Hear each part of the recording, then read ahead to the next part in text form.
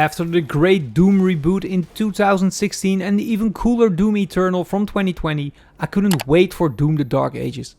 The game got a different setting, and with that the gameplay was also somewhat overhauled, but in the trailers and previews it still looked epic and beautiful. So I got to work with it, and whether it continues the trend in terms of quality, you can hear and see here. Kick you right in the fucking balls! And I'm going to be completely honest with you, the story of Doom the Dark Ages actually completely passed me by and I only took note of it. It is a prequel from the Doom reboot from 2016 and you play as the Doomslayer as usual.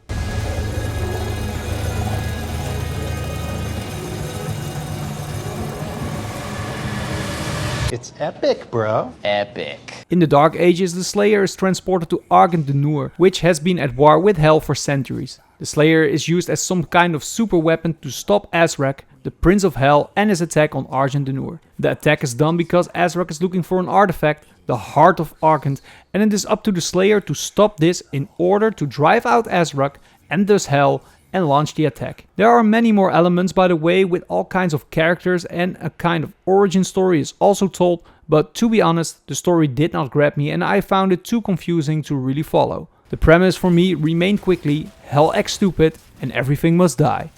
And you do that divided over 22 chapters that will take a total of about 15 to 20 hours to beat, depending on your playstyle.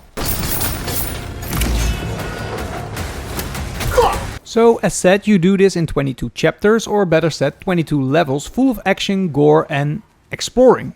The gameplay has been overhauled for me in a number of ways compared to Doom and Doom Eternal, and that is in the combat, by not only adding but also making a parry system extremely important, removing glory kills and the more open level design. To start with the latter, Doom the Dark Ages is anything but an open world game, but the levels are much more open than before and bigger, at least that's how it feels. Where the previous parts felt much more linear, with some side paths for secrets, the levels here are larger and are almost completely open. A chapter consists of multiple areas, and when you can't go back at a certain point, this is indicated with a yellow icon, so that you can still explore the map for secrets, collectibles and currencies that you desperately need for upgrades.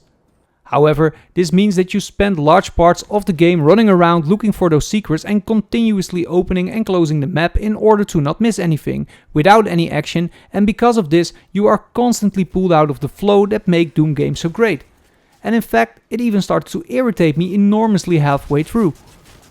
Also because you have to do the same thing every level in terms of design, the levels became a drag, and every time a new level started and I saw on the map how big the area was, my reaction was something like this.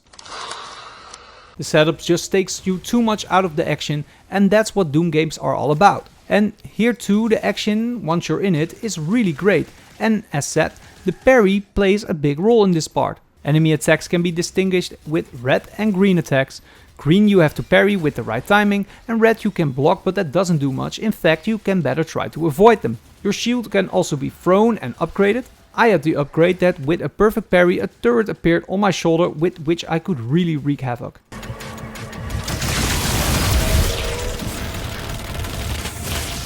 Not bad, not bad.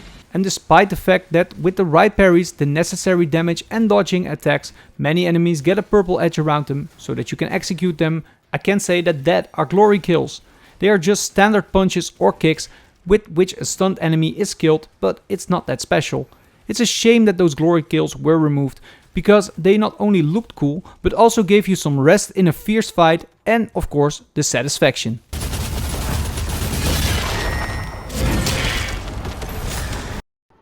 Boring! You can set everything with sliders as you like. For example, you can adjust the windows of the parries, make enemies stronger, make yourself stronger. Everything is there to get an experience that is pleasant for everyone. By default, there is little wrong with the difficulty level. I'm no veteran in the field of these kind of shooters, and I already had a great time with the standard settings in Hurt Me Plenty.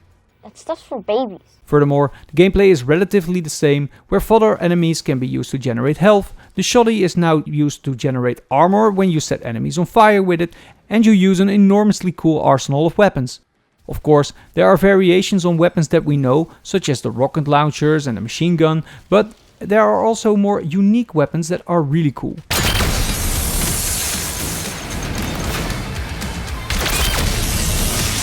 Also added are the mech fights, called Atlan's in this game, and the dragons. But those parts aren't really that cool.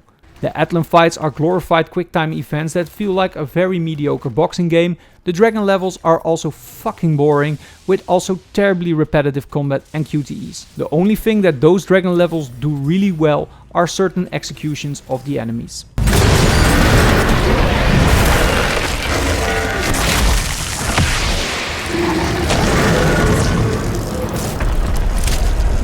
The presentation has improved on all fronts except for one point, and that is the music. This is really not bad, but it's not as good as Mick Gordon's soundtracks. Despite that, you're almost headbanging during most action segments, so it's certainly not bad. Graphically, the game is really beautiful, with also quite varied levels, and every now and then you come across quite beautiful vistas. Buy him as much time as you can.